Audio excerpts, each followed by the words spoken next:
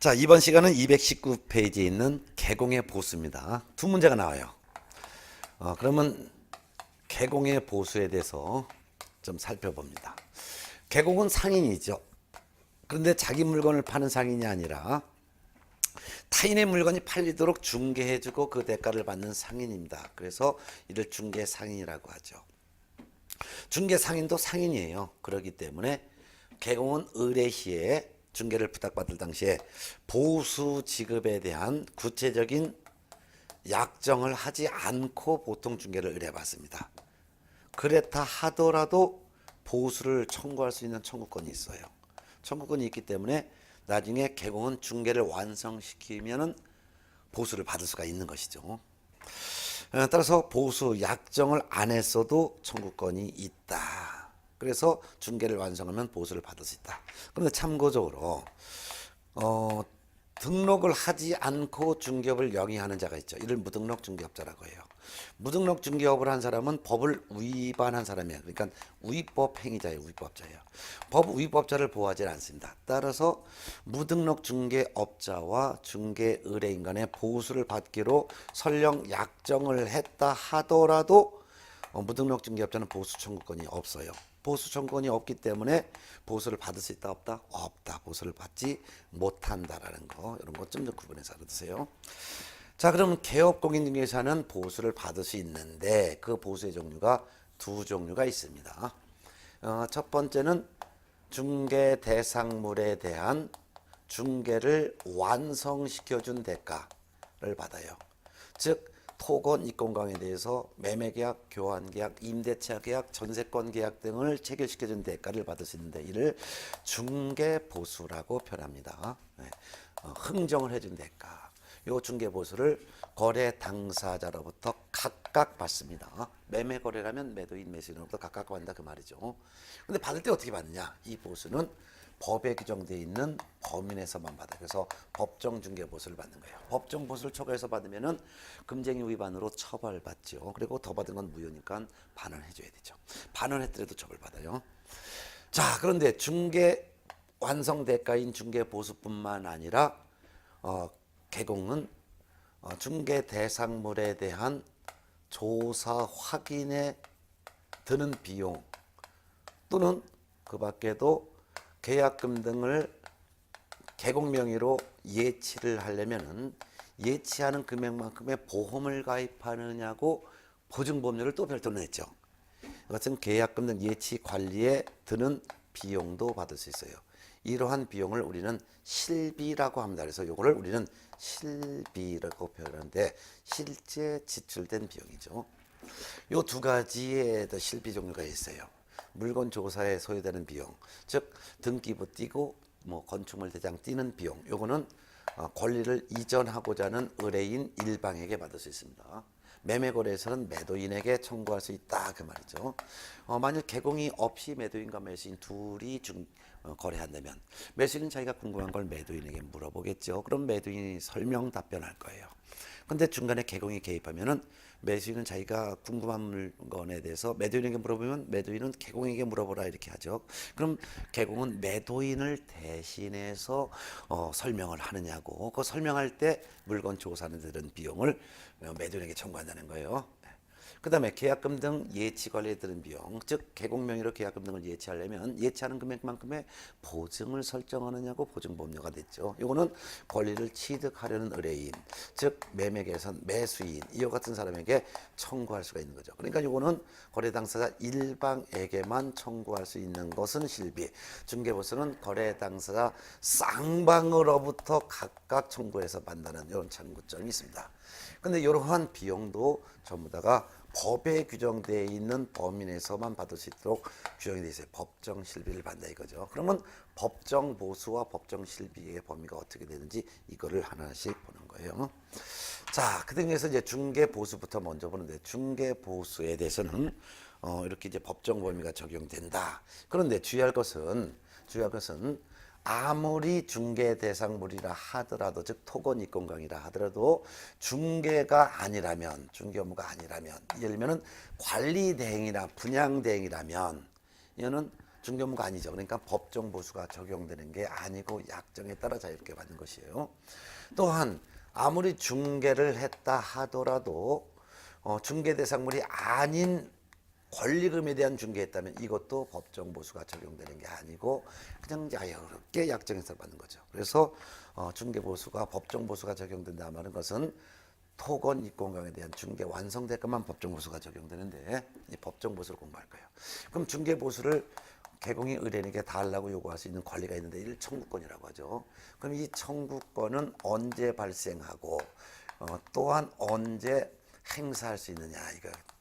중개 보수 청구권이 발생되는 시점은 중개 의뢰 시에 발생합니다. 즉 중개 계약 체결 시에 발생하는 거죠. 나중에 거래를 성사시켜 준다는 것을 정지 조건부로 하여 중개 계약 체결 시에 보수 청구권을 일단 발생합니다. 그렇지만 중개 보수 청구권을 행사하려면 즉 돈 주세요 하려면 중개를 완성시켜 주어야지만 행사할 수가 있어요. 그런데 아주 중요한 게 바로 중개 보수청구권의 행사 시기가 중요해요. 그게 바로 교재 222쪽에 나와 있어요. 그래서 중간에 222쪽 반가로 3번 중개 보수 지급 시기. 그럼 중개 보수는 언제 지급하느냐? 지급하는 시기는 개공과 의뢰인의 약정에 따릅니다. 약정. 언제 주겠다라고 약정했으면 약정한 날 받을 수 있다 이거예요. 근데 약정에 따르는데 만일 약정을 하지 않았다면 이때는 언제냐? 이때는 거래대금 지급이 완료된 날, 거래대금 지급이 완료된 날 받을 수 있습니다. 거래대금 지급이 완료된 날이라는 것은 잔금 지급하면서 그때 거래 당사자는 개공에게 별도의 보수를 줘야 된다 그 말이죠. 시험에 잘 나오니까 알아두세요. 근데 이 중개를 완성시켜 줬는데도 불구하고 개공이 중개 보수청구권을 행사하지 못하고 보수청구권이 소멸되는 경우도 있어요. 어떤 경우냐면 이는 개공의 고의나 또는 과실로 인하여 그 거래가 무효, 취소, 해제 등이 되었을 때 이때는 못 받습니다. 개공의 잘못으로 거래가 이렇게 없어졌다면 그거 무효, 취소, 해제되면 못 받는다 그 말이죠. 자, 그럼 이렇게 해서 보셨고 223쪽으로 바로 넘어가서 그럼 중개 보수를 행사해서 받는데 이 중개 보수청구를 행사해서 받는다는 것은 보수청구를 행사해서 돈을 받는다 이거예요. 받는 거. 그러면 받을 때는 어떻게 받느냐? 보수는 계산해서 받습니다. 계산해서. 어떻게 계산하냐? 계산은 거래가 성사돼야지만 보수 받죠? 그러면 거래 금액이 나오겠죠. 거기에 요율을 곱합니다. 요율을 중개보수의 범위라고 하고 이 요율이 바로 공인중개사 법에 규정되어 있다. 이것을 법정요율이라는 거예요. 우리가 법정보수 하는 것은 법정요율 적용해서 받는다 그 말입니다. 그럼 거래금에다 요율을 곱하면 산출액이 나오는데 이 산출액을 거래 당사자로부터 각각 받는 거예요. 각각 받는 거예요. 그런데 산출액이 너무 많아서 일정한 한도를 별도로 정해 놨다면 산출액과 한도액을 비교해서 그 중에서 적은 금액을 거래 당사자로부터 각각 받게 된다는 것도 알아둬야 되겠죠. 자, 그러면 이제 거래 금액에다 요율을 곱하는데 그러면 이 거래 금액은 어떻게 산정하냐 이거야. 거래 금액 산정에 대해서는 한번 볼게요. 거래 금액을 산정하는 것은 이 거래가 어떤 거래냐에 따라서 거래 금액이 좀 달라질 수 있죠. 일단 매매라는 거래가 성사됐을 때는 매매 금액이 거래 금액이 됩니다. 그런데 이 매매 중에서는 크게 보면은 통상적인 아파트 매매했다, 토지 매매했다는 건 매매 금액이 거래 금액인데 근데 분양권에 대한 매매를 중개할 수도 있죠. 이럴 때는 실제 분양권자가 분양회사에다가 실제 납입한 금액이 바로 분양권 매매 중개 시의 거래 금액이에요. 실납입. 따라서 분양 금액은 전혀 무시한다 이거죠. 그래서 어떤 아파트를 분양을 받은데 분양 금액이 만일 10억이다. 근데 계약할 때 1억 원을 지급하고 그 다음에 한 3달 있다 1차 중도금으로 1억 지급하고 이런 상태에서 분양권 팔아주세요라고 해서 분양권을 매매했다. 그런데 이때 프리미엄을 또한 1억 받을 수 있도록 중개했다 하면은 실제 납입한 금액은 계약금 1억 원, 일자중도금 1억 합치면 2억 원이 실제 납입액이죠. 근데 프리미엄도 받을 수 있도록 준겠네요. 그러면 이때는 프리미엄을 합산한 금액입니다. 그러면 이와 같은 케이스에서는 총 3억 원이 중개보수 계산할 때 거래 금액이 되는 거죠. 그러면 이 분양 금액은 보수 계산할 땐 전혀 고려하지 않습니다. 네. 자, 그다음에 이제 매매 중에서 점유 계정을 중개하는 경우가 있죠. 이 점유 계정은 매년 시험 나와요. 그래서 별표를 잘 해놓으세요. 즉 동일한 중개 대상물에 대해서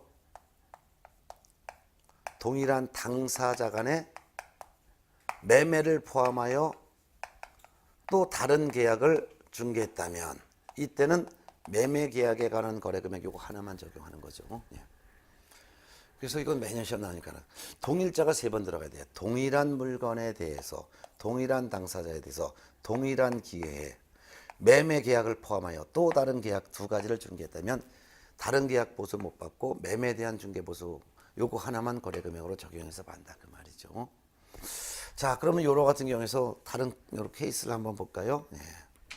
자, 갑이라는 개공의 중개로 A 매도인과 B 매수인 사이에 아파트 10억 원의 매매 계약이 체결되었다. 10억 원 매매 계약.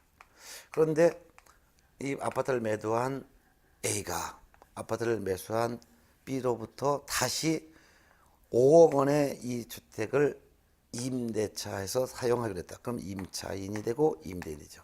그러면 동일한 물건에 대해서 매매 계약의 당사자와 임대차 계약의 당사자가 동일하지요. 그럴 때는 매매에 대한 보수 요구 하나만 거래 금액으로 적용하고 거기다 요를 곱한다 그 말이죠. 그런데 아무리 동일한 물건이라 하더라도 2가지 계약의 당사자가 다르다면 이때는 각각의 거래 금액을 적용해야죠. 네, 예를 들어서 갑이라는 개공의 중개로 A 아파트를 B가 10억 원에 매매하도록 계약했다. 그런데 이 아파트를 매수한 B가 갑이라는 개공의 중개로 C한테 5억 원에 임대하는 임대차 계약을 체결했다 하면은 동일한 중개 대상물이지만 매매 계약의 당사자와 임대차 계약의 당사자가 다르죠. 이럴 때는 매매에 대한 보수도 적용해서 받고 임대차 계약에 대한 보수도 각각 별도로 계산해서 받는 거예요. 그렇다면 B는 매매에 대한 보수도 지급해야 되고 임대차 계약에 대한 보수도 줘야 되겠죠. 이런 경우를 구분해서 알아둬야 될 거예요. 예, 예. 자, 그다음에 이제 교환을 중개할 수도 있죠. 교환을 중개했다. 교환을 중개했을 때는 교환 대상물 중 큰 중개 대상물이죠. 따라서 A가 갖고 있는 아파트와 B가 갖고 있는 토지를 서로 맞바꾸는 중개했다. 아파트는 5억짜리고 토지는 7억이다 하면은 7억이 바로 거래 금액이 되는 거죠. 큰 금액이 된다는 거죠. 네. 자, 그 다음에 이제 월 차임 있는 임대차를 중개할 때가 있어요. 이때는 거래 금액은 월 차임에 100을 곱하죠. 그리고 거기에 100을 곱하고 거기에 보증금을 더한 금액이 바로 거래 금액이 되는 거예요. 그런데 이와 같은 방법으로 산정한 금액이 5천만 원 미만인 경우도 있죠. 5천만 원 미만이면은 이 금액을 다시 계산하는 거예요. 월 차임에 70을 곱하고 거기에 보증금을 더한 금액이 중개보수 계산 시 거래 금액이 되는 것이죠. 2가지 케이스를 한번 예를 볼까요? 상가건 주택이건 상관없이 거래 금액을 뽑을 때 월세가 있는 경우는 똑같아요. 이런 방법인데 만일 상가에 대해서 보증금 1억 원, 월 차임 300만 원, 임대차 기간 3년.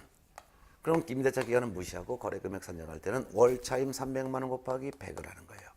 그러면 3억 원, 거기다 보증금 1억 더하면 4억 원. 그럼 4억 원이 거래 금액이 되는 것이고 만일 요율이 0.9%라고 주어졌다면 360만 원이라는 임대차 중개보수를 임대인과 임차인으로부터 각각 받으니까 총 720만 원 받는다. 이렇게 계산된다 그 말이죠. 예, 예.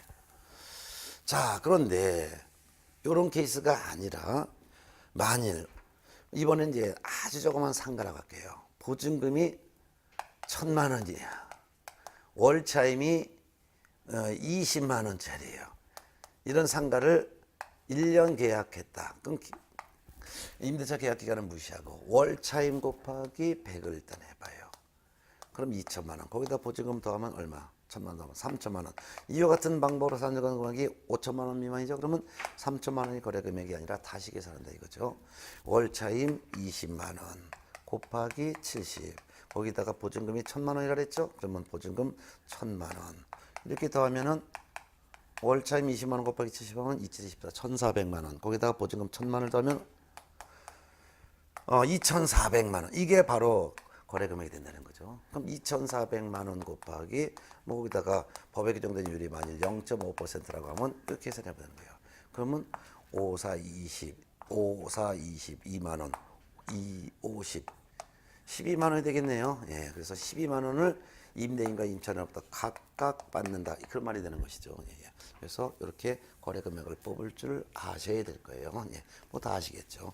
이게 지금 네 번째 수업한 거니까. 자, 그다음에 이제 요율을 곱하는데 이 요율은 법에 규정된 요율을 곱하는 거예요. 그 법에 규정된 요율이 어떻게 되냐? 법을 봐야 되니까 224쪽을 보니까 맨 밑에서 10번째 줄 중개보수의 범위 법정률 이렇게 나와 있죠. 이 법정률은 개공이 중개한 물건이 주택을 중개했느냐 그렇지 않고 주택 외의 물건을 중개했느냐에 따라서 법에 규정된 요율이 좀 달라요. 주택을 중개했을 때 이때 부속 토지를 포함해서 주택에 대한 중개보수는 국토교통부령이 정하는 범위 안에서 시도조례로 정합니다. 이때 시도조례란 특별시, 광역시, 도, 특별자치도의 조례를 말하는 거예요. 그럼 주택에 대한 보수는 국토교통부령이 정하는 범위 안에서 시도조례로 정하는데 국토교통부령을 봤더니 국토교통부령에서 이렇게 해놨네요. 주택을 중개한 내용이 매매나 교환을 중개했을 때 그 보수는 거래 당사자로부터 각각 받는데 그중 일방으로부터는 거래 금액의 1천분의 9 범위 내에서 그 다음에 매매 교환을 제외한 나머지 주택을 중개했을 때 나머지니까 임대차, 전세권, 저당권 등이 있겠죠. 이럴 때는 보수는 거래 당사자로부터 각각 받는데 일방으로부터는 거래 금액의 1.5분의 8 범위 내에서 받는다라고만 해놓고 요 범위 안에서 전부 시도 조례로 별도로 정하도록 했어요. 이때 시도는 개공의 사무소가 소지하는 시도 조례를 말합니다. 따라서 주택이 소지한 시도와 사무소가 소지한 시도가 서로 다를 수 있죠. 그럴 때는 사무소가 소지하는 시도 조례에 따라 받는 것이지 주택이 소지한 시도 조례에 따라 받는 게 아니라는 것은 매년 시험 나오니까 알아둬야 되겠죠. 예. 자, 그런데 주택이 아닌 물건을 중개했어요. 주택 다음에 외자가 들어갔네요. 주택이 아닌 물건이라는 것은 주택과 부속토지를 제외한 나머지 물건을 중개한 거예요. 그러니까 주택 외하면은 뭐 상가를 중개했다든가 공장을 중개했다든가 토지를 중개했다든가 토지 중에서는 임야, 농지를 포함합니다. 임목을 중개했다든가 광업재단, 공장재단을 중개했다든가 또는 오피스텔을 중개했다든가 오피스텔은 주거용으로 사용하건 업무용으로 쓰건 오피스텔은 건축법 시행령에서 용도가 업무시설로 돼 있죠. 그러니까 오피스텔은 주택으로 사용한다 하더라도 오피스텔은 주택이 아닌 물건이 되는 것이에요.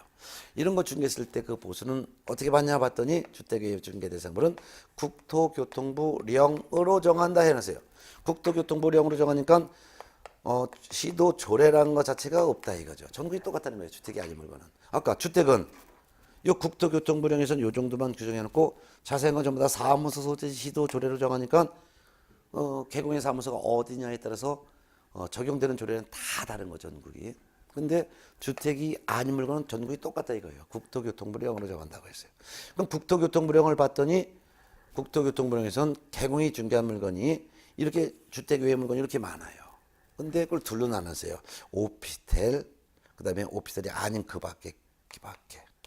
자, 오피스텔도 전부 모든 오피스텔이 아니라 면적이 85제곱미터 이하인 오피스텔인데 상수도도 갖춰 있고 하수도도 갖춰 있고 전용이식 부엌, 화장실, 또 목욕시설 이게 완벽하게 다 갖춰져 있는 85제곱미터 이하의 오피스텔이냐 그 아니냐 이렇게 둘로 나눠야 돼요. 그럼 85제곱미터 이하의 오피스텔이면서 상하수도 시설이 다 갖춰져 있고 부엌, 화장실, 목욕시설 다 갖춰져 있는 것은 중개 내용이 매매나 교환을 중개했을 때는 보수는 거래 당사자 쌍방으로부터 각각 받는데 일방으로부터는 거래 금액의 1.5분의 5 범위 내에서 결정해서 받으라 이렇게 해놨고, 매매 교환을 제외한 나머지 임대차라든가 전세권이라든가 저당권을 중개했을 때 그 보수는 거래 당사자로부터 각각 받는데 그중 일방으로부터는 거래 금액의 1.5분의 4 범위 내에서 결정해서 받으라 이렇게 해놨다 이거예요. 그 외에 나머지는 전부 다가 1.5분의 9 거래 금액 1.5분의 9 범위 내에서 협의해서 결정하라 이렇게 해놨네요. 예. 그러면은 그 밖에는 오피스텔이라 하더라도 면적이 85제곱미터를 초과하는 오피스텔이거나 또는 오피스텔인데 면적이 85제곱미터 이하라 하더라도 요 상하수도시설, 부엌, 화장실, 목욕시설 이 중에서 하나라도 갖춰지지 않은 오피스텔이라든가 또는 상가나 공장, 토지, 임목, 뭐 임야, 농지, 임목, 광업재단, 공장재단 이런 것들은 전부 다가 1.5분의 9 범위 내에서 협의 결정하라 이거죠. 이는 매매건 교환이건 다 똑같다 이거죠. 매매건 교환이건 임대차건 전국이 다 똑같다 이거죠. 예, 이 틀을 정확히 알아두셔야죠. 예. 자, 그런데 물건 중에서 주택과 비주택이 같이 사용되는 게 있어요. 그게 바로 겸용주택. 겸용주택을 우리는 복합 건물이라고도 하죠. 복합 건물을 겸용주택이라고 합니다. 이거는 주거용으로도 사용하고 비주거용으로도 사용되고 있다 이거죠. 그런 경우에는 주택으로 사용되는 면적이 어느 정도에 따라서 주택으로 볼 수도 있고 주택 외로 볼 수도 있어요.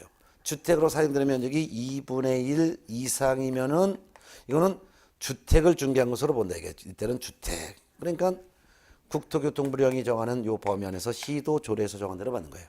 근데 주택으로 사용되는 면적이 2분의 1 미만이란 말이에요. 이거는 주택 외로 보는 거예요. 주택 외. 주택 외니까 주택 외인데 주택 외는 둘로 나눴잖아요. 오피스텔이 아니죠. 그러니까 그 밖에 건물을 중개한 것으로 봐서 매매건 교환이건 임대차건 1.5분의 9 범위 내에서 협의 결정한다. 이렇게 하다 이거죠. 예. 이런 틀을 좀 명확하게 좀 알고 있어야 될 것 같아요. 네.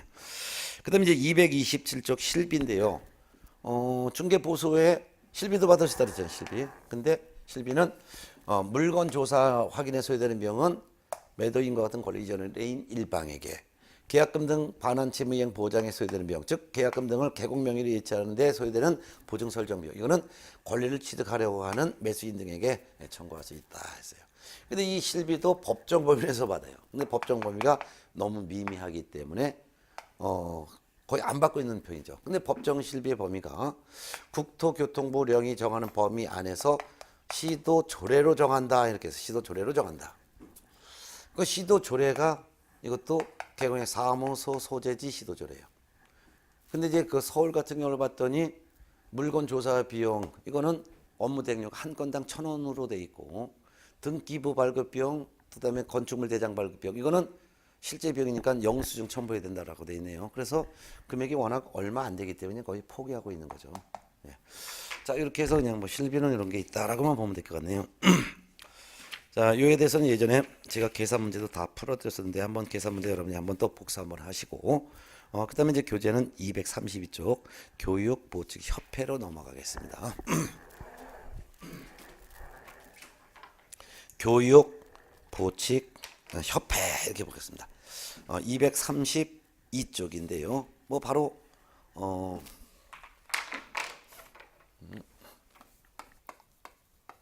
교육보측협회. 사실 여기서는요. 교육에서 한 문제가 나오고 보측에서 두 문제 나오고 협회에서 한 문제 내지 두 문제 나와요. 그래서 한 보통 네 문제 이상이 출제가 되는 파트입니다. 그런데 이제 교육에 대해서 일단 요거 먼저 정리할게요. 교육에 대해서 이번 시간은 이제 교육에 대해서만 정리하고 오실 건데 보측과 협회는 다음 시간 쉬었다 할 거고 교육만 먼저 할게요.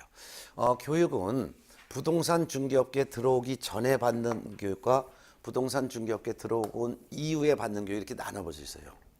그러면 교육 중에서도 부동산 중개업계에 들어오기 전에 받는 거, 전에 받는 거. 그다음에 부동산 중개업계에 들어온 이후에 받는 거.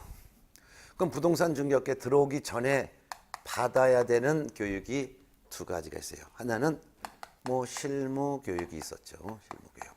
또 하나는 직무교육이 있었죠. 직무교육. 이렇게 두 가지 교육이 부동산 중개업계 들어오기 전에 받아야 되는 교육 중에 두 가지가 있어요. 근데 이제 공부를 이제 최근 실무교육부터 먼저 나와 있지만 직무교육을 받아야지만 중개업계 들어올 수 있는 사람은 누구냐? 이거 하나밖에 없어요. 누구밖에 없어요? 네, 중개보조원이죠. 예, 중개보조원이 되고자 하는 사람은 고용신고일 전 1년 이내에 미리 이제 직무교육을 받아야 돼요. 그 외에 나머지가 되고자 하는 사람, 즉 중개보조원을 제외한, 즉 중개보조원이 되고자 하는 사람 외에 다른 사람이 되고자 하는 사람, 예를 들면 등록 신청하고자 한다든가 또는 소공이 되고자 한다든가 사원임원이 되고자 한다든가 책임자가 되고자 한다든가 이 사람들은 전부 다가 미리 실무교육을 받아야 되는 거죠. 그럼 실무교육은 누가 실시하느냐? 실시권자는 특별시장, 광역시장, 도지사가 실시한다. 실시권자가. 그 다음에 직무교육은 누가 실시하냐? 시도지사도 실시하지만 또는 등록관청도 실시합니다. 그러면 실무교육은 부동산 중개업계에 들어오고 싶은 사람 중에서도 보조원이 되고 싶은 사람을 뺀 나머지 사람은 다 실무교육을 받아야 되는 거예요. 그러면 어떤 사람이냐? 어떤 사람이냐? 일단 중개사무소 개설 등록을 신청하고자 하는 신청자는 받아야지 미리.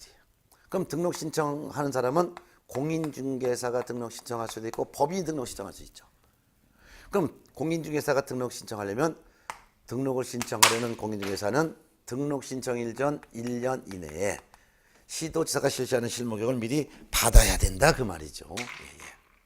근데 법인이 등록 신청할 때는 법인은 비생명체니까 법인이 흑받을 수 없잖아요. 그래서 법인인 경우에는 법인의 대표자를 포함하여 임원, 사원, 전원이 다 받아야 되죠.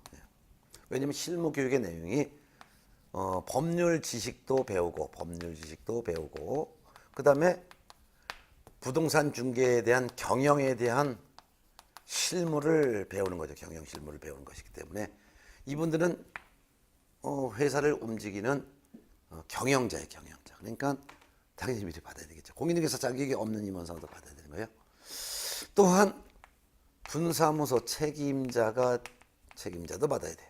그 다음에 소속 공인중개사도 미리 받아야 되죠. 그러니까 중개보조원을 뺀 나머지가 다 받아야 되는 거죠. 자, 근데 그 중에서 소속 공인중개사는 실무교육만 받으면 되지 실무수습을 받을 필요가 없어요.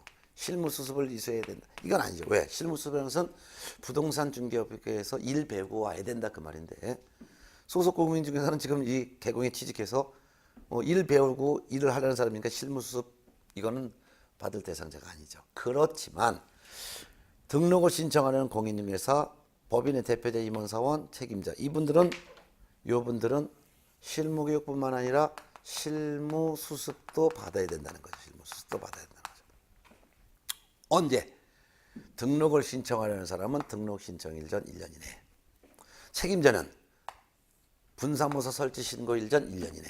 소속공인중개사는 언제? 소속공인중개사는 고용신고일 전 1년 이내 미리 받아야죠. 그렇지만 다만 이거 이수해야 될 의무가 있는 거예요. 이수해야 될 의무가 있는데 다만 중개업계를 떠났다가 1년 이내 다시 들어올 때는 안 받는다 그랬죠. 따라서 개공이 됐다가 폐업 후 1년 이내 다시 이런 걸 된다든가 또는 소공으로 근무하다가 고용관계 종료 신고 후 1년 이내 다시 이와 같은 사람이 되려는 경우에는 안 받는 거죠.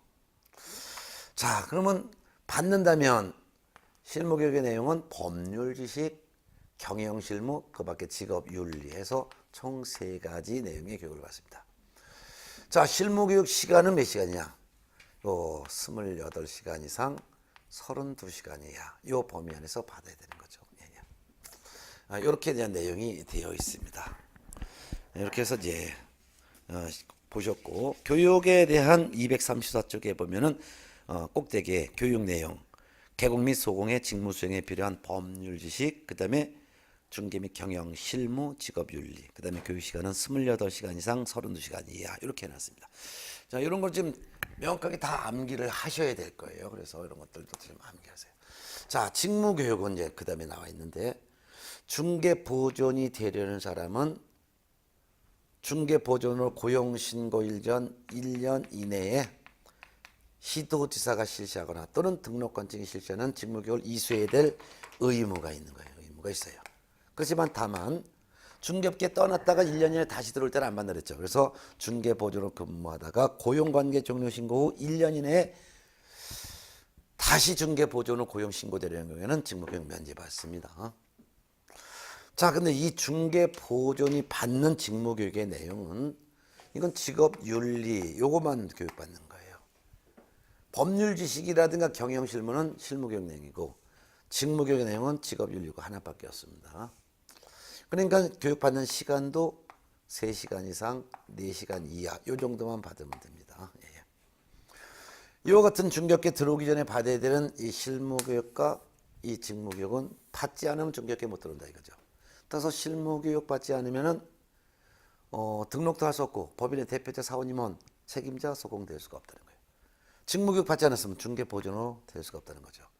그러니까 이런 것은 의무적으로 받아야지만 중개업계에 들어온 거예요. 근데 이런 교육을 안 받았다 하면은 부동산 중개업계에 들어올 수가 없다는 것이지 뭐 제재 있는 건 없겠죠. 아니 실무교육 안 받았으면 중개업계 못 들어오는 거고 직무교육 받지 않으면 중개보존이 될 수 없는 것이지 그 외에 무슨 뭐 과태료 이런 건 나올 리가 없죠.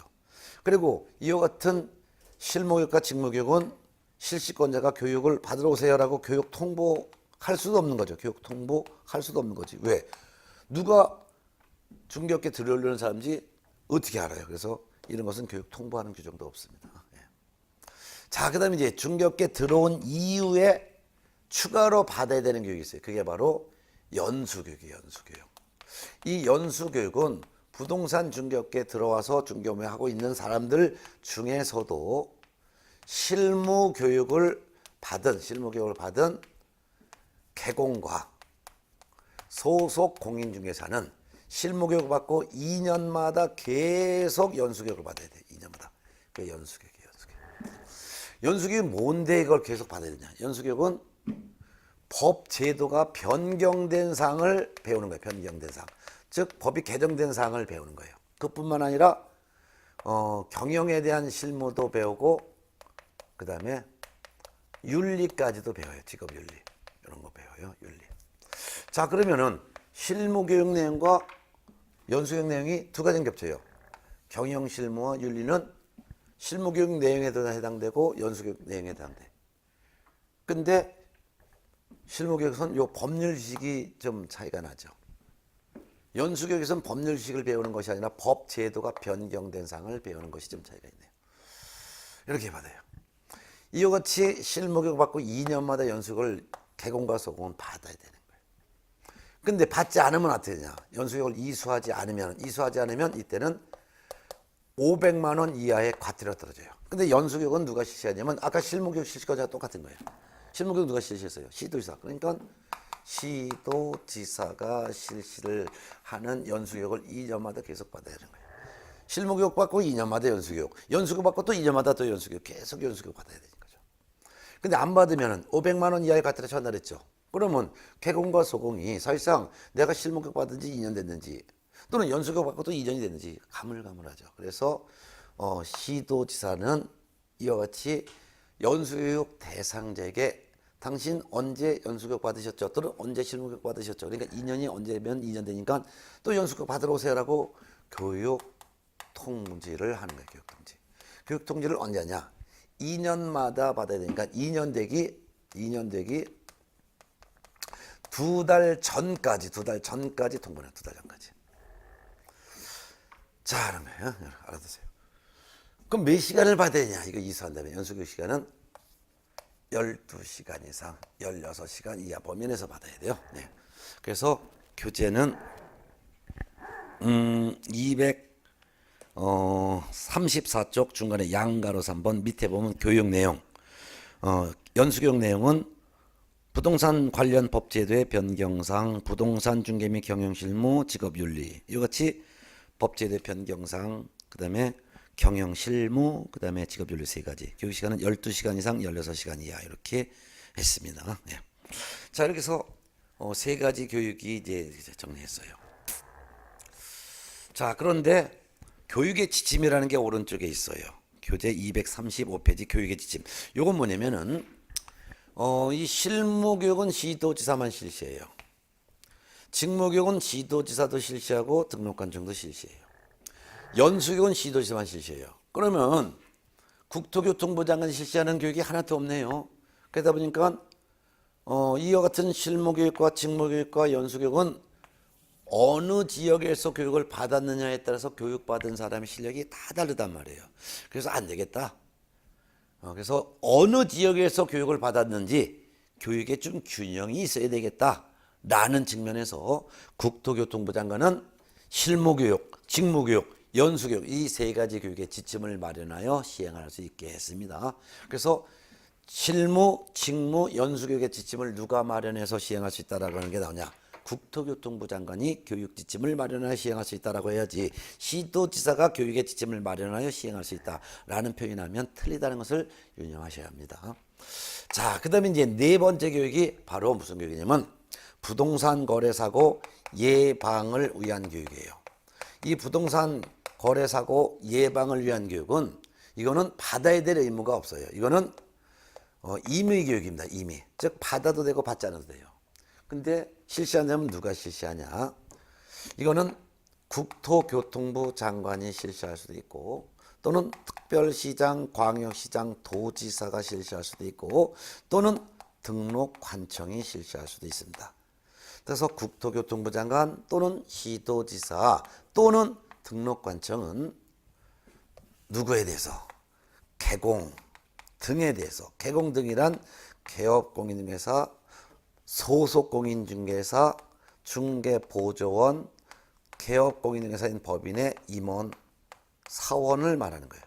이것이 개공 등을 대상으로 부동산 거래 사고 예방을 위한 교육을 실시할 수 있다 했어요. 실시할 수도 있다라는 것은 실시할 의무는 없지만 할 수도 있다 그 말이죠.